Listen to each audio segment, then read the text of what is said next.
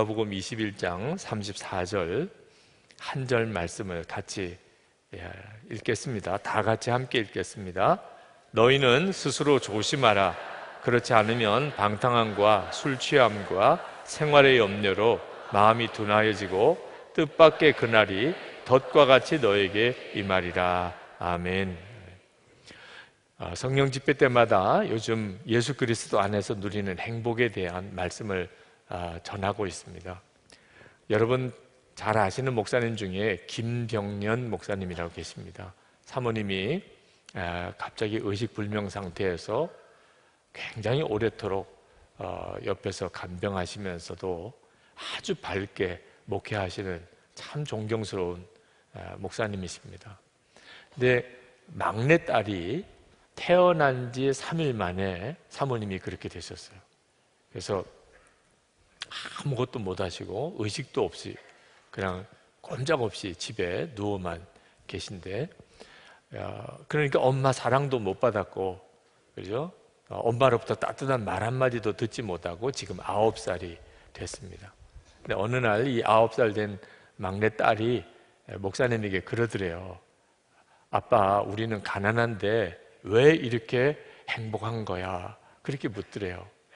그래서 이 9살이 뭘 알고 질문하나 싶어서 너 가난이 뭔지 아니? 그랬더니 돈 없는 거잖아.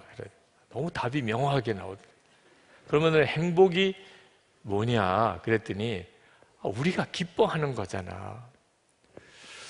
참 감동이죠. 그래서 그 제목으로 책을 내셨어요. 아빠, 우린 가난한데 왜 이렇게 행복한 거지? 그런 제목의 책도 내셨습니다. 여러분, 정말 행복은 우리가 흔히 생각하는 어떤 소유가 많거나 또는 세상에서 성공한 것으로 인해 오는 게 아니고 예수 그리스도와의 관계에 의하여 임하는 것입니다. 어떤 분이 저에게 메일을 보내셨어요. 성령 집회 때마다 예수 그리스도 행복의 시작입니다. 당신은 행복하십니까? 우리가 하나님 앞에서 가장 받을 큰 복이 행복이라고 설교하니까 아주 유명한 다른 교회 어느 목사님은 정반대로 설교를 하신다는 거예요. 절대로 행복을 위해서 기도하지 마라. 우리가 목표로 삼고 기도해야 될 것은 거룩이지 행복이 아니다. 그렇게 설교를 하신다는 거예요. 두 분 다 참 유명한 목사님이신데 설교가 완전히 더 반대다. 도대체 이걸 어떻게 설명을 해주시겠습니까? 그런 질문의 메일을 저에게 보내셨어요. 사실 알고 보면 같은 내용의 주제예요. 행복, 하나님이 우리에게 주시는 행복을 위해서 우리가 기도하는 것, 또 거룩을 위해서 기도하는 것이 서로 다른 게 아닙니다. 하나님의 뜻은 반드시 우리가 행복하게 되는 거예요. 그건 제가 그렇다고 주장하는 이 연사가 주장하는 게 아닙니다. 성경이 그렇게 이야기를 하고 있습니다. 데살로니가전서 5장 16절, 17절, 18절에 보면 항상 기뻐하라, 쉬지 말고 기도하라, 범사에 감사하라. 이것이 그리스도 안에서 우리를 향한 하나님의 뜻이라. 그러니까 기뻐하고 감사하고 사는 것이 행복한 거죠. 하나님은 우리가 그렇게 살기를 원하세요. 예수 그리스도를 보내주신 이유도 그렇습니다. 그런데 왜 행복을 위해서 기도하면 안 된다고 하는가? 이유는 완전히 행복에 대한 미혹이 있습니다. 마귀가 우리 마음에 행복에 대한 생각을 완전히 비틀어 놨어요. 그래서 돈 많이 벌고 세상에서 성공하면, 그러면 행복할 것이라. 이게 거의 진리처럼 사람들이 알고 있습니다. 사람들마다 안 그런 것 같아도 오늘 여기 계신 분들도 여러분의 마음 속 중심의 생각에는 돈 많이 벌고 성공하면 행복한 거지, 돈 없고 실패했으니까 나 불행하지, 이런 생각이 쫙 깔려 있어요. 그래서 행복을 위하여 기도하지 마라. 그 말은 돈 많이 벌고 성공하기 위해서 살려고 하지 마라. 그걸 하나님께 기도하지 마라. 거룩을 위해서 기도하라. 그 말은 행복은 거룩과 밀접한 관련이 있어요. 밀접할 정도가 아닐 것 같아요. 여러분, 하나님은 행복하실까요? 거룩하실까요? 행복하고 거룩하시죠. 그죠? 여러분, 그 점에 대해서는 조금 더 혼란이 없으시죠? 하나님은 행복하실 거야. 그러면서 또 거룩하실 거야. 그러니까 행복과 거룩은 사실 대립되는 개념이 아니에요. 사실은 같이 가는 겁니다. 그러니까 우리가 행복을 위해서 기도하는 것과 거룩을 위해서 기도하는 것은 같은 거예요, 사실은. 근데 조심할 것은 왜곡되어져 있는 행복에 대한 개념을 따라서 행복을 추구하면 안 된다는 겁니다. 우리가 거룩하면 행복해지는 이유는 우리 안에 진정한 행복을 누리는 장애물들이 제거되었기 때문입니다. 우리가 예수를 믿고도 행복하지 못한 데는 이유가 있습니다. 우리 안에 행복을 빼앗아가는 것들이 우리 속에 있어요. 마귀가 그렇게 우리 속에 심어준 것들이 있습니다. 그 점을 오늘 여러분과 함께 나누려고 하는 겁니다. 그것이 제거되어지는 것이 거룩이입니다. 예수님께서 오늘 말씀하신 말씀에 보면 우리에게서부터 행복을 뺏어가는 세 가지가 있다는 것을 말씀해 주십니다. 그걸 하나로 묶으면 죄지요. 죄가 우리의 행복을 뺏어갑니다. 근데 그걸 구체적으로 표현해서 하나는 방탕함, 하나는 술 취함, 하나는 세상의 염려라고 그렇게 말씀하셨어요. 이 세 가지가 예수 그리스도 안에 있으면서도 행복하지 못하게 만드는 요소들입니다. 첫 번째가 방탕함인데, 방탕함 그러면 생각나는 성경의 인물이 탕자예요. 탕자. 이름도 같아요. 방탕하니까 탕자죠. 네. 그 사람의 진짜 이름이 탕자인지는 모르지만 하여튼 우리는 다 그 사람을 탕자라고 부릅니다. 자, 이 탕자는 행복에 대해서 완전히 잘못 알고 있었어요. 그 탕자가 왜 탕자가 됐냐면 행복하고 싶어서 그런 거예요. 행복하고 싶은 것은 우리 사람의 본능입니다. 하나님이 우리 가운데 그렇게 심어주셨어요. 하나님이 행복하신 분이니까. 스펄전 목사님이 설교하실 때 그런 말씀을 하셨는데, 하나님은 처음에 이 세상을 창조하실 때 슬픔을 창조하지 않으셨어요. 에덴 동산은 행복 그 자체였어요. 행복 그 자체. 하나님이 원래 우리를 창조하셨을 때 하나님 형상 그대로 지으셨기 때문에 사람은 행복했어요. 그게 우리 속에 본능으로 남아 있습니다. 그러니까 탕자 같은 사람도 행복하고 싶어서 탕자가 된 거예요. 근데 이 사람이 생각하기를 어차피 돈을 많이 가지면 아버지 밑에서 좀 벗어나서 자유롭게 살 수 있으면 행복할 거라고 생각한 거예요. 완전히 미혹을 받은 거죠. 사람이 행복하고 싶다고 그래서 행복하게 사는 게 아닌 것을 알 수가 있습니다. 행복하고 싶은데 완전히 불행한 파멸의 삶을 사는 게 사람이에요. 불륜을 저지르는 사람은 왜 불륜을 저지를까요? 무슨 사명감 가지고 그럴까요? 나라와 민족을 위해서 희생하는 마음으로 그럴까요? 행복하고 싶어서 그런 겁니다. 불륜을 저지르는 사람도 행복하고 싶은 거예요. 그런데 완전히 파멸의 길로 들어서잖아요. 그러니까 이게 무서운 거예요. 이게 방탕함입니다. 그러니까 탕자는 아버지 집을 떠나서 완전히 방탕한 삶을 살기 전에 이미 그는 방탕한 사람이었어요. 왜? 생각이 방탕하니까. 돈이 있으면 행복할 거야. 아버지 떠나서 좀 간섭 없이 자유롭게 살면 행복할 거야. 이런 생각 자체가 방탕함입니다. 그러니까 결국 그렇게 살게 되는 거예요. 근데 지금 이 시간에 이 자리에는 그렇게 방탕한 사람은 없어 보입니다. 제가 잘 몰라서 그런지 모르겠는데, 어디 숨어 계신지 모르겠는데, 정말 하나님을 거역하고 그리고 온갖 죄는 다 짓고 그렇게 사는 사람은 오늘 이 자리에 오지도 않았겠죠. 그죠? 그런데 그렇게 우리가 드러나게 방탕하지는 않는다고 그래서 방탕한 것과 나는 상관이 없어 이렇게 생각하면 안 됩니다. 여러분 중에 나는 방탕한 것과는 상관없습니다, 이렇게 생각하시는 분이 실제로 있으실 거예요. 저도 그랬고요. 근데 영안이 열리고 난 다음에 보니까 내가 가장 방탕한 사람이더라고요. 어떤 분들은 제가 그렇게 고백하니까 목사님은 겸손하기까지 하다는, 절대로 겸손하다는 게 아니에요. 하나님이 그 눈을 열어주시니까 정말 비참할 정도로 비참한 사람이더라고요. 여러분, 그 탕자의 형이 있었습니다. 맏아들. 그 형은 아버지 집에서 아버지를 잘 모시고 그렇게 열심히 일하던, 누가 보아도 모범생, 그죠? 정말 칭찬 들을 만한 사람, 그런 사람이었어요. 그 큰아들을 누가 방탕하다고 말하겠어요? 그런데 성경을 읽어보면 둘째 아들 탕자보다 큰아들이 나중에는 아버지 마음을 더 괴롭힙니다.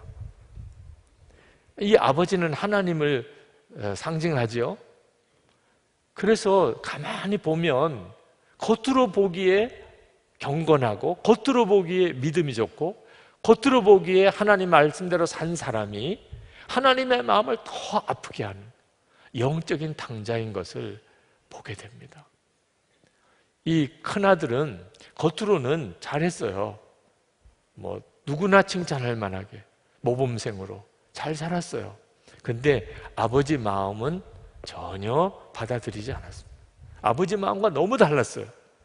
그는 열심히 겉으로 아버지 집에서 일하면서도 늘 아버지에게는 불만이었어요. 동생한테는 그렇게 확 재산도 다 주더니 나는 뭐야? 나는 뭘 준 게 뭐가 있어?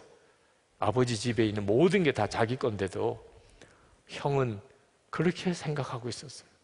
그리고 동생은 정말 죽이고 싶도록 미웠어요. 동생이라고 부르지도 않았어요. 아버지의 아들이라고 했어요. 나하고는 상관없어. 동생에 대한 미움이 가득했어요. 아버지가 그 동생을 아주 기쁨으로 받아들이자 이 큰아들은 막 화가 잔뜩 났어요. 아버지 그렇게 하는 게 아니잖아요.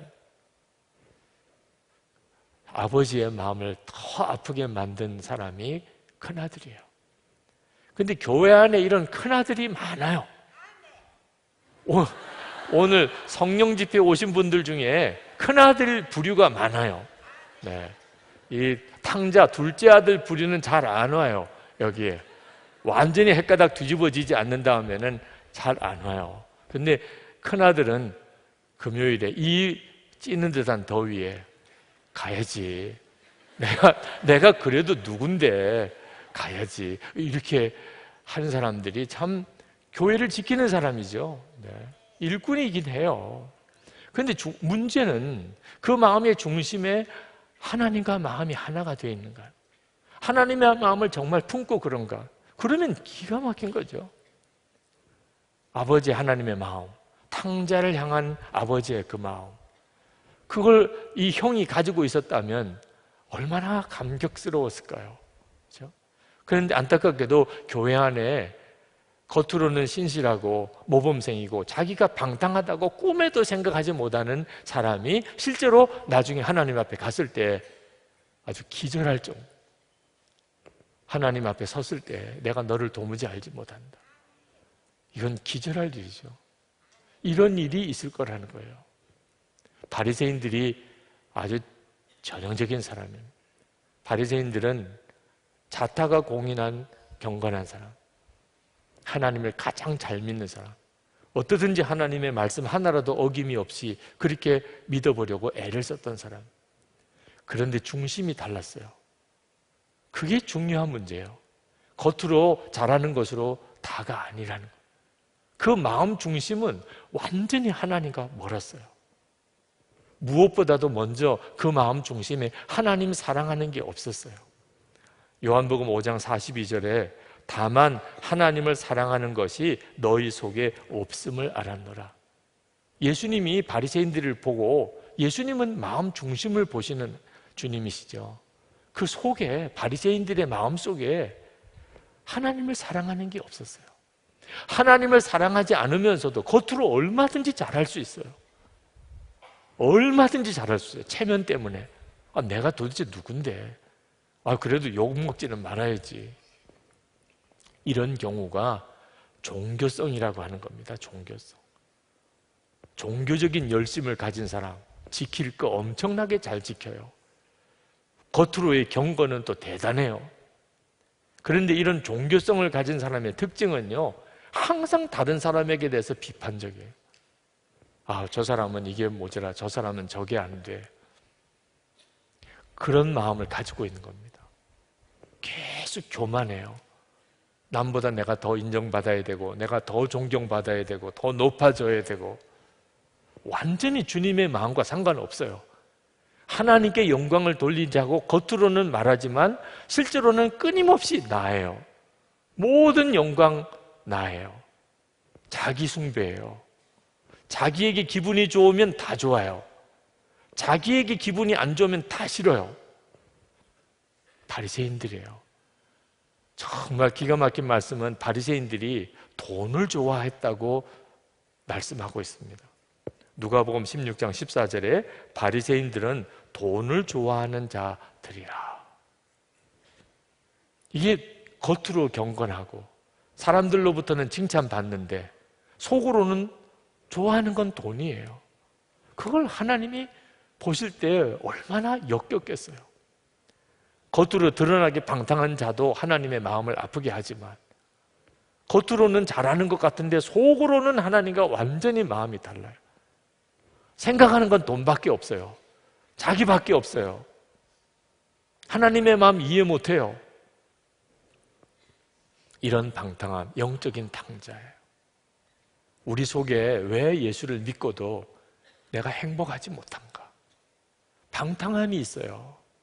제가 그 사실을 깨닫고 진짜 꼬꾸라졌어요. 내 안에 있는 이 방탕함이 얼마나 추악하고 더러운 것. 그것이 저의 회심의 때에 하나님께서 제 눈을 열어주신 겁니다. 여러분 안에 있는 이 방탕함, 마음의 중심이 하나님과 합하지 않았어요.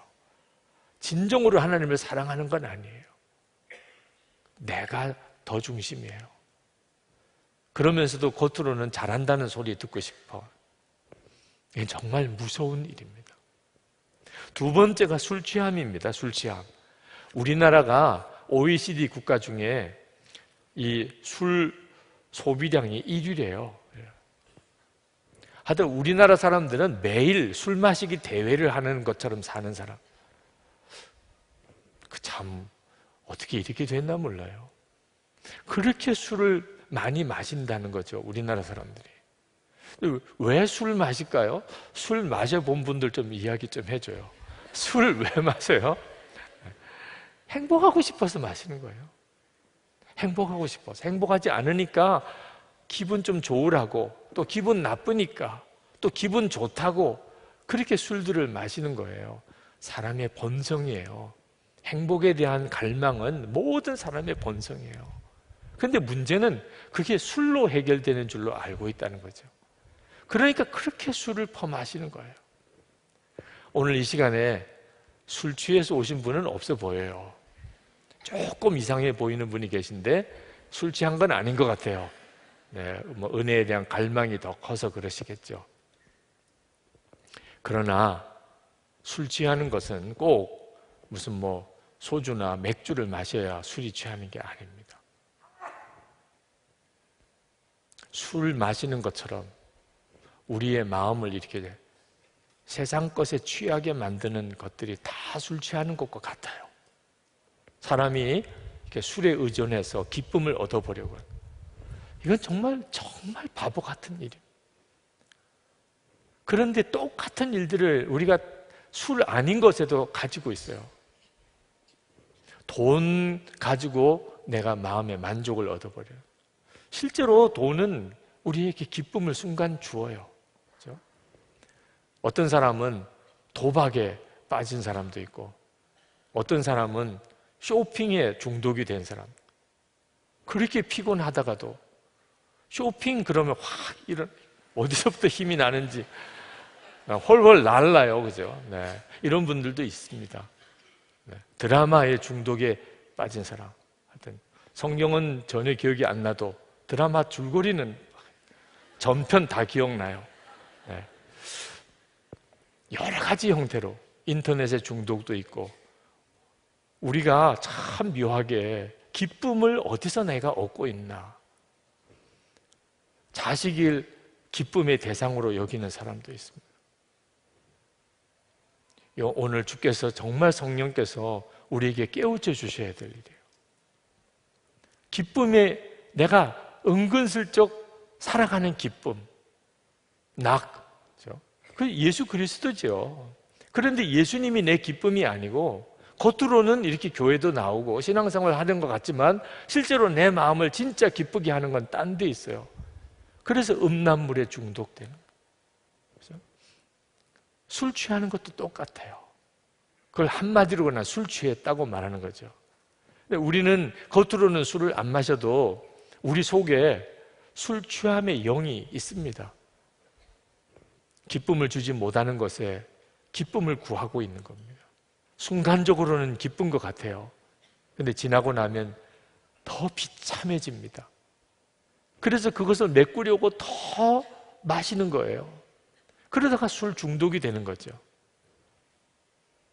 주님을 믿으면서도 주님으로부터 기쁘지 않으니까, 그러니까 이것저것에 중독에 빠져 있는, 완전히 취해버려 사는 그런 성도들이 많은 겁니다. 여러분, 이건 단호하게 끊어야 돼요.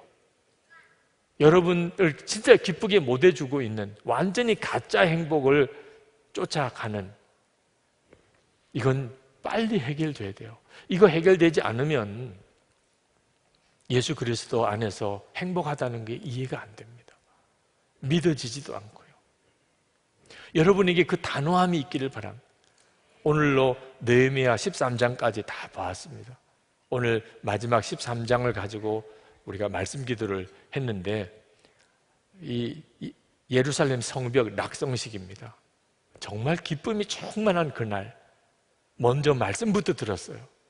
그런데 말씀을 듣다 보니까 모압과 암몬 후손들은 이스라엘의 총회에 참여할 수 없다, 그렇게 하나님이 분명하게 말씀하신 부분을 읽게 되었습니다. 그런데 그 자리에 모압과 암몬 후손들이 같이 있었어요. 몰랐으니까, 그동안에는 그런 말씀이 있는 줄 몰랐으니까 모압과 암몬 후손들과 그렇게 통혼하고 살았습니다. 그날 그 말씀을 듣는데 얼마나 충격을 받았겠어요. 그 모압과 암몬 사람들은 혼인관계에, 친인척 관계에 있는 사람들이, 사업상 동업자일 수도 있고 또는 이웃 친구일 수도 있는데 말씀이 떨어졌습니다. 근데 곧 그 자리에서 모압과 암몬 후손들을 다 내어쳤습니다. 그냥 읽을 때는 그렇게 읽어지지만 실제로는 얼마나 어려운 일이겠어요. 아니, 실제로 모압과 암몬 그 후손들끼리 서로 혼인 맺어가지고 결혼해서 아이도 낳고 이렇게 살고 있는데 어떻게 그걸 관계를 그날로 정리를 해요? 근데 그렇게 했어요. 정말 은혜의 역사가 강했기 때문에. 오늘도 그렇게 해야 합니다. 정리해야 될 거, 끊어야 될 거 있으면 단호하게 끊어야 돼요. 느헤미야가 다시 예루살렘에 돌아와 보니까 기가 막힌 일이 벌어졌습니다. 그 암몬 사람 도비아가 성전 아주 은밀한 곳간에 있는 방을 차지하고 있는 겁니다. 말도 안 되는 일을 벌이고 있었던 거예요. 그래서 느헤미야가 들어가서 그 도비아의 그 모든 세간살이들을 그냥 집어 던졌다고 이렇게 표현하고 있습니다. 그냥 이사시켰다 이렇게 안 하고, 옮겼다고 안 하고, 집어 던졌다는 거예요. 표현을 그렇게 썼어요. 그 표현이 단호함을 말하는 거예요. 느헤미야의 마음에 이건 말도 안 돼, 이건 제거해야 돼, 없이 해야 돼, 그런 경우죠. 완전히 집어 던져버렸어요. 그리고 또 하나, 이스라엘 백성들이 이방 사람과 서로 통혼해서 사는데 그 낳은 아이들이 히브리 말을 못해요. 이게 뭐 격분했습니다. 그래서 느헤미야가 가서 그 이방 사람과 통혼한 그 사람들 머리털을 뽑아버렸다. 성경에 그렇게 표현했어요. 가서 머리털을 그냥 다 뽑아버렸다. 오죽 느헤미야가 격분했으면 그랬겠나 싶기도 하고, 그 단호함이에요. 다시는 이런 일을 하지 마. 머리털이 뽑힌 사람은 얼마나 혼이 났을까요? 한 오락이 뽑아도 아픈데 그냥 머리털을 뭉텅이로 뽑아버렸으니. 그런데 그런 단호함이 오늘 있었음을 우리가 말씀을 읽고, 그리고 하나님 우리도 그렇게 하기를 기도했어요. 실제로 오늘도 어느 여성도님 한 분이 일어나서 공개 회개를 하셨어요. 주의를 여러 번 빠졌대요, 자기가. 그걸 공개 회개했어요. 왜 빠졌냐? 그날 동물의 왕국을 예배 시간에. 그래서 빠졌대요. 그걸 안 볼 수가 없어서. 그런데 이거 잘못됐구나. 그걸 깨닫고 많은 사람들 앞에서 그 이야기를 공개적으로 했어요. 사람들이 웃으면서도 은혜 받았습니다. 그건 단호한 결단인 거죠. 그죠? 혼자서 조용히 하나님 이제부터 고칠게요, 이럴 수도 있는데, 내가 분명히 고칠 거야. 내가 다시는 그런 정도의 일로 내가 흔들림이 없을 거야. 사람들 앞에 그냥 고백해 버렸잖아요. 여러분에게도 그것이 필요해요. 어떻게 우리가 이 세상 살아가는 동안 은근슬쩍 은밀하게 술 취해서 즐기는 그런 것에서 내가 완전히 벗어날 수 있을까? 끊어버릴 건 끊어버려야 된다. 이것 때문에 내가 진짜 주님을 만나지 못하고 주님의 은혜 안에 들어가지 못하게 하는 것이라면 나는 이거 끊어버릴 거야. 단호함이 있어야 돼요. 여러분에게도 그렇게 되기를 바랍니다. 오늘 예수 동행일기에 쓰세요. 여러분이 끊어버릴 것에 대해서. 동행일기도 안 쓰고 나눈 방도 없는 분들은 저한테 메일을 보내주세요. 솔직한 고백을 제가 교회 게시판에 올려드리겠습니다. 사진하고 같이, 이왕이면 사진하고 같이 아주 명확하게, 하나님 저 이거 이제 정리하겠습니다. 하나님 저 이제 끊어버리겠습니다. 진짜가 아닌 것에 행복을 구하고 그동안에 속고 살았던 일, 하나님 제가 더 이상 그렇게 살고 싶지 않습니다. 여러분 안에 그 분명한 결단이 있게 되기를 축복합니다. 네. 세 번째가 생활의 염려입니다. 방탕함과 술 취함과 생활의 염려로 마음이 둔해졌다고. 마음이 둔해졌다는 말은 예수님을 믿고도 전혀 행복을 느끼지 못한다는 거죠. 근데 여러분 마음속에 이 생활의 염려 문제에 대해서 굉장히 작은 문제처럼 여기는 경향이 있을 겁니다. 방탕함, 술 취함, 와, 그거는 정말 그건 심각한 문제지. 그건 정말 해결해야 돼. 그런데 생활의 염려는 그 정도야. 어떻게 염려 안 하고 살 수 있어? 이렇게 생각하는 경향이 있다는 겁니다. 생활의 염려는 죄라고 여겨지지도 않는 거죠. 그래서 더 무서운 거예요. 방탕함과 술 취함은 아주 무서운 죄고 생활의 염려는 비교 안 되게 조그만 것이다. 그러니까 해결이 안 되는 겁니다. 방탕함과 술 취함보다 더 무서운 거예요. 왜? 우리가 그렇게 생각하는 경향을 갖게 하니까. 적당하게 생각하는 거예요. 그러니까 해결이 안 되는 거죠. 염려가 끊어지지 않는 겁니다. 염려가 그렇게 큰 죄일까요? 그렇습니다. 어째서 그렇지요? 내가 먹고 입고 사는 거 염려하고 살면, 그러면 하나님의 나라를 위해서 아무것도 할 수 있는 힘이 없어집니다. 일생을 살았습니다. 한평생을 살았어요. 하나님 앞에 갔어요. 그런데 하나님의 나라를 위해서는 아무것도 한 게 없어요.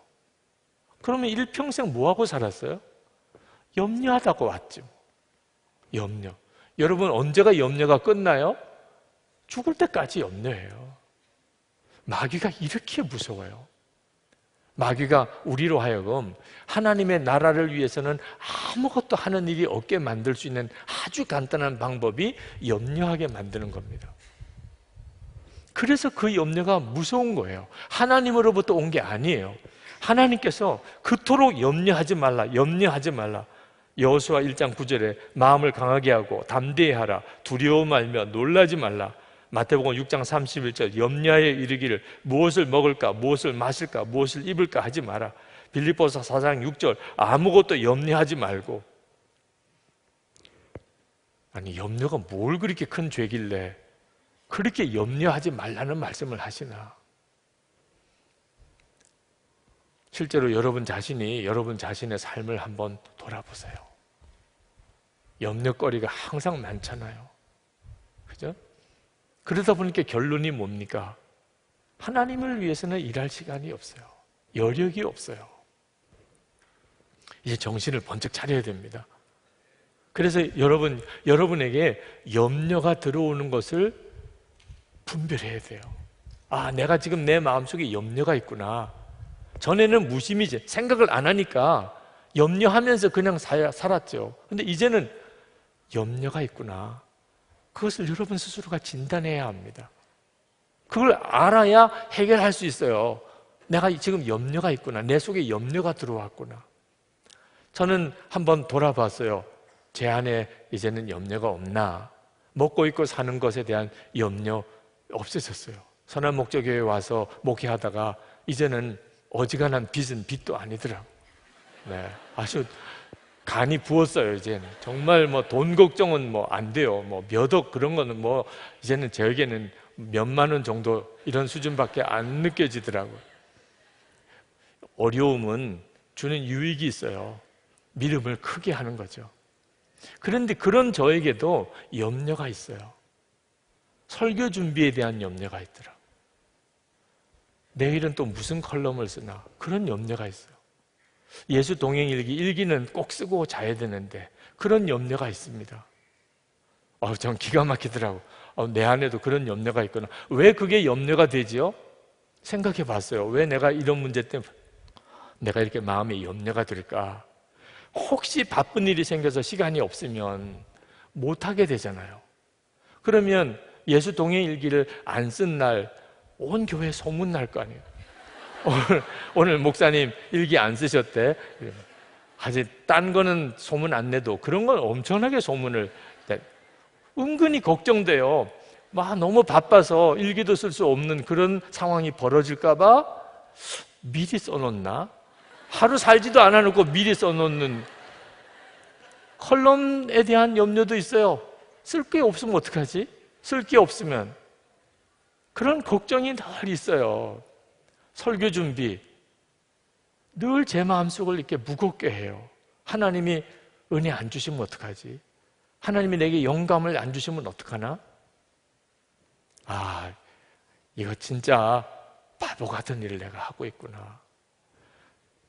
하나님이 안 주시면 안 하는 거지 뭐. 그걸 억지로 만들어내 가지고 무슨 유익이 있겠어요. 그리고 하나님이 주실 것을 믿는 것이 하나님을 기쁘시게 하는 거죠. 믿으니까 염려가 안 돼야죠. 그래서 다시 한번 저는 주님만 믿습니다. 주님이 주시면 말씀도 전하고 컬럼도 쓰고 또 일기도 쓰고. 주님이 은혜 주시지 않으면 안 하는 거죠. 저는 주님이 그때그때 합당한 은혜를 주실 줄 믿습니다. 그렇게 믿고 고백하고 주님 안에 온전히 거하는 시간을 가져요. 목표는 제가 더 이상 무슨 일을 염려로 하지 않는 거예요. 그래서 이렇게 살아있는 거예요. 어떤 분들은 목사님 어떻게 그렇게 하고 사세요? 어떻게 그렇게 설교도 하고 매일 컬럼도 쓰고 그렇게 매일 또 영성 일기도 쓰고 어떻게 그렇게 살아요? 맡겼으니까 사는 거죠. 그로 인해서 염려 안 하니까 사는 거죠. 여러분, 마귀는 정말 교묘하게 우리 속에 온갖 염려를 이렇게 심어줍니다. 우선 그 사실을 알아야 돼요. 내가 지금 염려하고 있구나. 염려하면 하나님이 원하는 일을 못해요. 에너지가 없어요. 염려가 얼마나 많은 에너지를 뺏어가는지 모릅니다. 어느 집사님이 부도가 나서 엄청나게 힘들었습니다. 그런 고통 중에 하나님께 기도했어요. 하나님 이거 해결해 달라고. 근데 마음에 하나님이 깨우쳐 주신 것은 너 전도해라.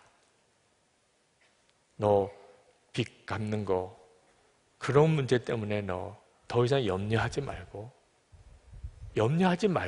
먼저 하나님의 나라 의를 구하라 하지 않았냐. 그래서 그 집사님이 마음에 깨우쳐졌어요. 그렇구나. 내가 할 일은 염려가 아니고 어떻게 하면 하나님의 나라를 위해서 내가 더 일할 건가지.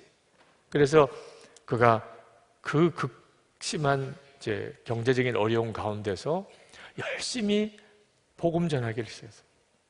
노방전도도 나가고, 참 놀라웠게도 마음에 확신이 들어요. 하나님이 어떤 길로 가라는 것에 대한 명확한 인도함도 받았고, 결국은 나중에 그는 그 재정적인 어려움에서 벗어났어요.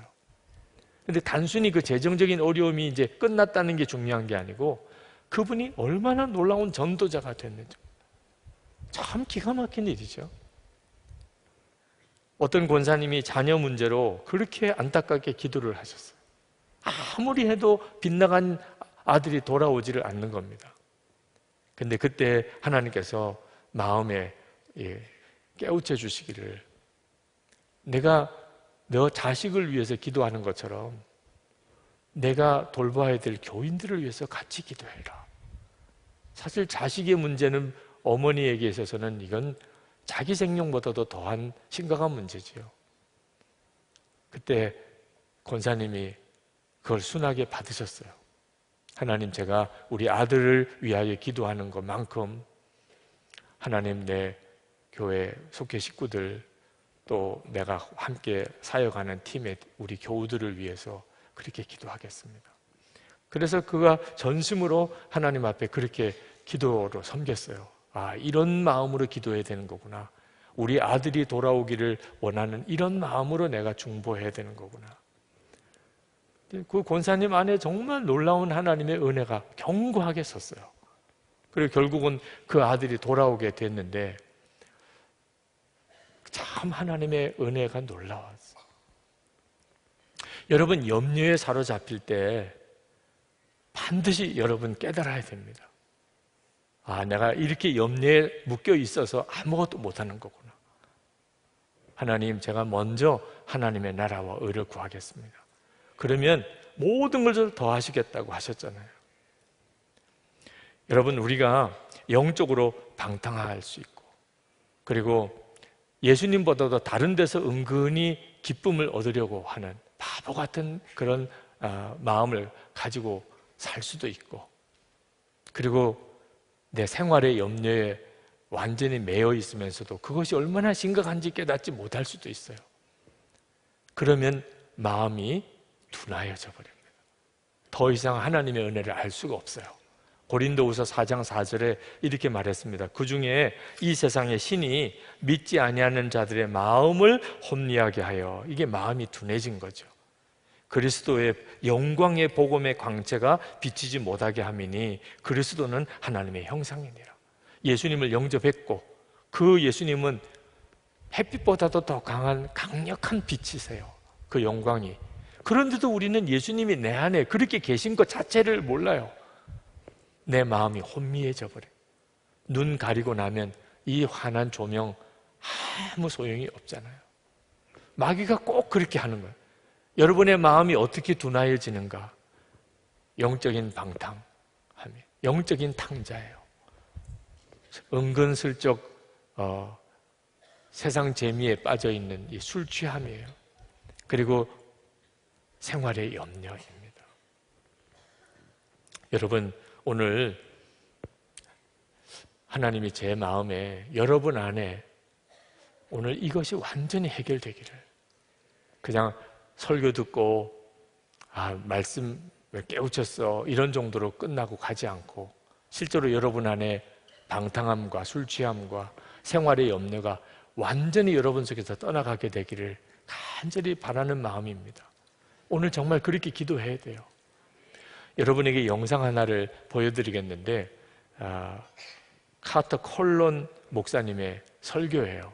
이분이 뉴욕에서 목회하시는데 9.11 테러가 일어났을 때, 그때 건물이 그냥 무너지면서 엄청난 이제 피해가 그 맨하튼에 덮쳤을 때, 그때 소방관들, 뉴욕 소방관들이 자기도 지금 그 건물 더미에 그냥 휩쓸려 갈 그런 지경에 있으면서도 빌딩마다 사람들에게 외치고 빨리 도망하시오, 빨리 도망하시오, 그렇게 외쳤던 그 소방관들을 보고 영감을 얻었어요. 그러면서 성도들에게 빨리 도망하십시오.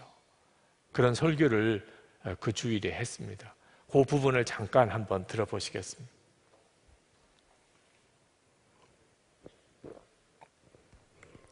Listen to me like you've never listened to me ever in your life.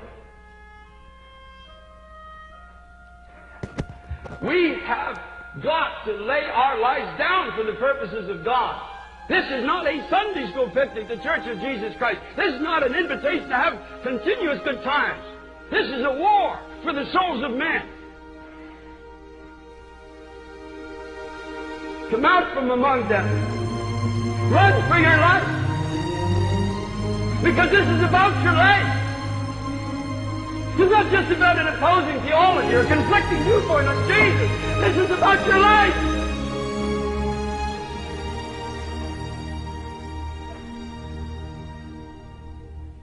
My mind is forever branded with the story that I heard of police officers from the city of New York. As people were fleeing from a crumbling building, there were police officers and firemen and others that were running towards the building, saying, "Run for your life," at their own peril. And in some cases, I believe they knew they were going to die, but there was a sense of duty. I was crying out to God, I said, "God, oh Jesus, don't let my sense of duty be less for your kingdom than these beloved firemen and policemen were for those that are perishing in the falling tower." We're living in a generation when truth is falling into the streets. I want to be among those that are not running away from the conflict, but running into the conflict and say, "Run for your life."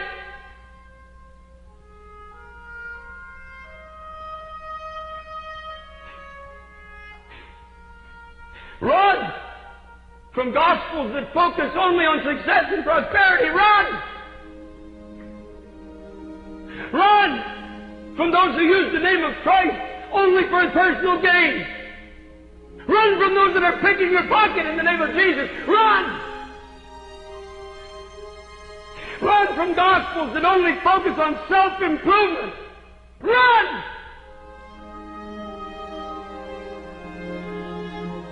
Run from churches where men and not Christ are glorified. Run! Run! Body of Christ, run! Get out! Don't touch the unclean thing. Run from churches in America and Canada where there is no Bible. There's no cross in the theology. There's no soul-searching word. There's no repentance from sin. There's no mention of the blood of Jesus. Run!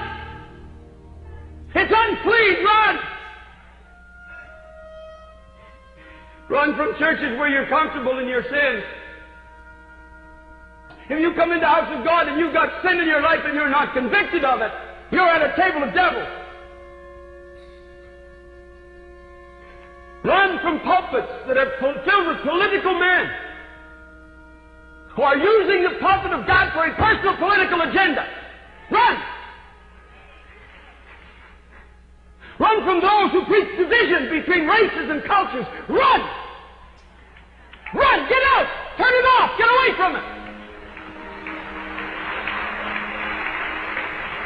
They know nothing of God. Run from ungodly, spasmodic movements and endless, empty prophesying. Beloved church, run for your life. Run from preachers that stand and tell stories and jokes. Run like you've never run before. Run! Run! Run!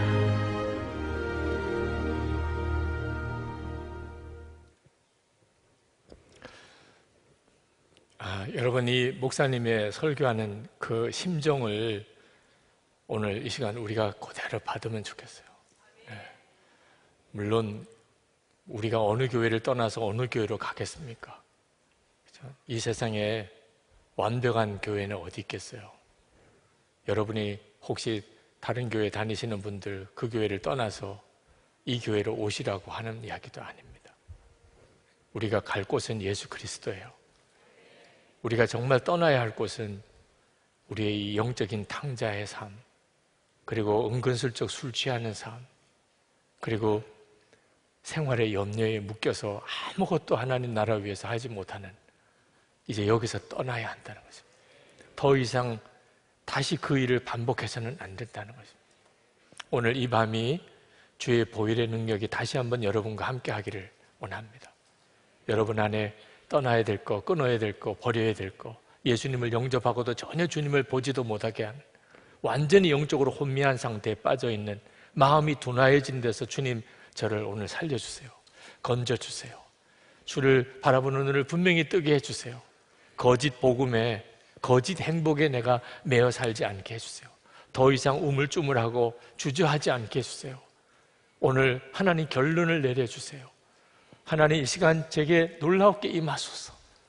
오늘도 기도하실 때 강단에 올라와서 기도하실 분들, 정말 오늘 이 밤이 그 밤이 되기를, 내가 우리 주님이 말씀하신 것처럼 이제 주님이 다시 오실 때, 그때 내가 마음이 둔하여 도적같이 주님이 오시는 이런 기가 막힌 상황에 빠지지 않게 하소서. 이제는 진짜 주님을 붙들게 하소서. 그런 갈망이 있는 분들, 주의 은총을 놀랍게 받으실 것입니다. 안수기도 받으실 분들은 내려오셔서 안수기도 받으시기 바랍니다. 기도 받으실 분들은 아랫단에서 기도 받으시도록 하겠습니다. 이 시간에 우리 보혈 찬송을 다시 한번 불렀으면 좋겠습니다. 보혈의 능력이 여러분 안에 있는 모든 주님의 은혜의 장애물들을 다 씻겨 내려가기를 바랍니다. 영적인 탕자와 같았던 일, 은근슬쩍 즐기고 있던 것들, 모든 생활의 염려 다 여러분 안에서 씻겨가기를 원합니다. 우리 같이 찬양합시다. 목보다 더 검은 423장 찬송 부르시겠습니다.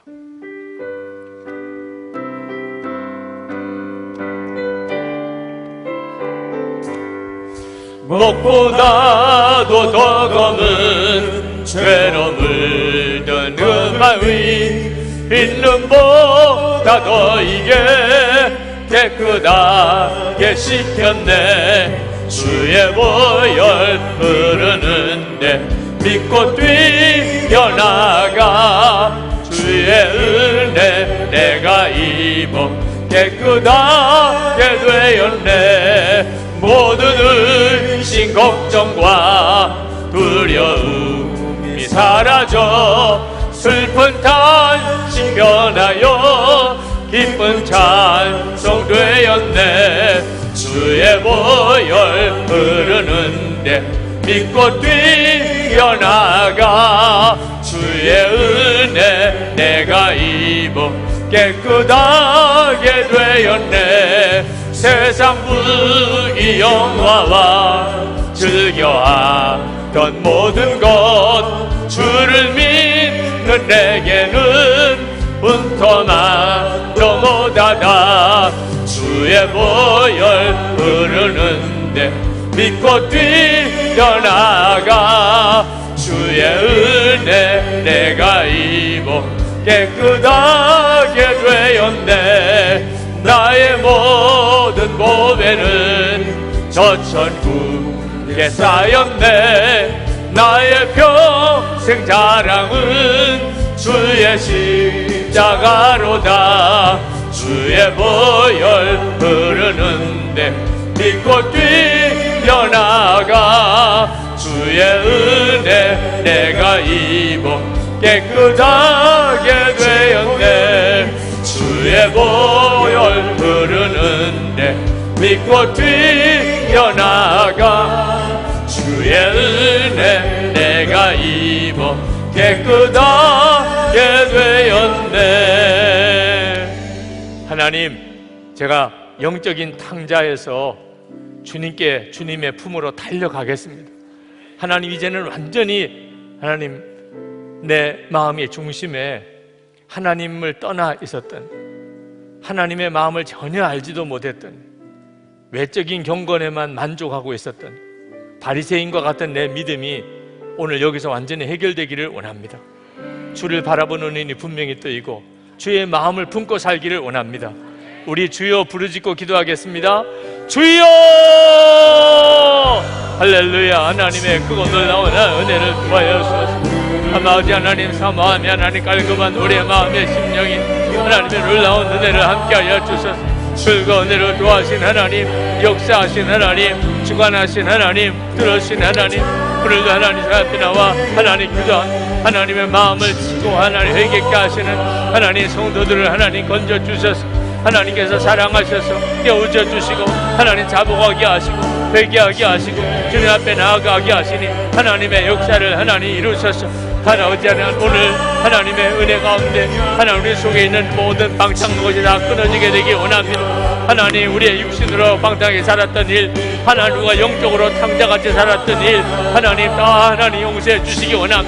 이제는 완전히 벗어나기 원함. 온전히 새로워지게 되기 원함. 하나님 역사해 주소서. 주여 받아주셔서 주님 함께 하소서. 이 시간에 은밀한 기쁨을 얻었던 모든 죄에서 오늘 벗어나는 시간이 되기를 원합니다.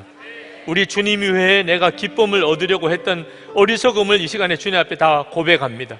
하나님 다 끊어버리기를 원합니다. 성령의 역사로 함께해 주셔서 우리에게 단호하게 하나님 모든 것들을 정리할 결단을 주셔서 우리 주여 부르짖고 기도하겠습니다. 주여 할렐루야. 하나님 술 취한 자로 살지 않게 되기를 원합니다. 하나님의 놀라운 은혜가 우리 가운데 함께 하셔서 하나님의 역사가 우리 가운데 임하여 아버지 하나님 우리가 이제는 하나님 정신 차리고 돌아오게 해주소서. 하나님 우리 속에 은근히 감추어지고 있던 모든 더러운 죄들 하나님 부끄러운 일들 하나님 이 시간에 주의 십자가에 온전히 못 박기를 원함. 성령의 역사로 함께 하소서. 주를 바라보는 눈을 열어주셔서 우리가 하나님 벗어날 것에서 벗어나게 하소서. 떠날 것에서 떠나가게 하소서. 하나님 우리의 은밀한 모든 죄에서 우리를 건져주소서. 하나님 주의 은혜에 더 깊이 들어가게 하소서. 하나님 은혜의 주님을 분명히 만나게 하소서. 하나님 그 은혜의 눈이 열리게 하소서. 주님 주여 주여 역사해 주소서. 주여 함께 하소서. 하나님 붙들어 주소서. 크신 하나님 은혜로 함께하여 주시기를 원합니다. 하나님 붙들어 주소서. 주님 찬양합니다. 하나님 찬양합니다. 하나님 찬양합니다. 하나님 찬양합니다. 하나님 찬양합니다. 하나님 찬양합니다. 하나님 찬양합니다. 부어주시고 역사해 주소서. 하나님 찬양합니다. 나의 주님 나의 주님. 우리 마지막 기도는 다 일어나서 드리겠습니다. 하나님 더 이상 우리가 생활의 염려에 묶여 살지 않겠습니다. 성실하게 살고 열심히 살지만 더 이상 염려함으로 하지 않겠습니다. 하나님 진정으로 주님 앞에 회개합니다. 염려함으로 주의 일 하지 못했던 거 회개합니다. 이제는 항상 깨어 기도하게 하소서. 하나님의 나라를 분명히 바라보게 하소서. 주님을 주목하게 하소서. 오직 주님을 찬양함으로 나가게 하소서. 우리 주여 3번 부르짖고 기도하겠습니다. 주여 주여 주여 할렐루야. 하나님 그거 놀라우신 하나님의 은혜를 감사합니다. 하나님의 놀라우신 은혜와 사랑 찬양합니다. 오늘도 하나님 주의 사랑하는 성도들 하나님 믿음과 은혜와 능력으로 더욱 사로잡아 주시기를 원함. 주님의 은혜 안에 더욱 잡아주시기 원함. 성령의 놀라운 능력으로 함께하여 주시기 원함. 하나님의 살아계심을 분명히 보여주시기 원함. 하나님의 역사를 분명히 증거하고 하나님의 놀라우신 의지를 분명히 증거하고 살기를 원합니다. 나의 주 나의 하나님, 을과 은혜를 도하신 하나님.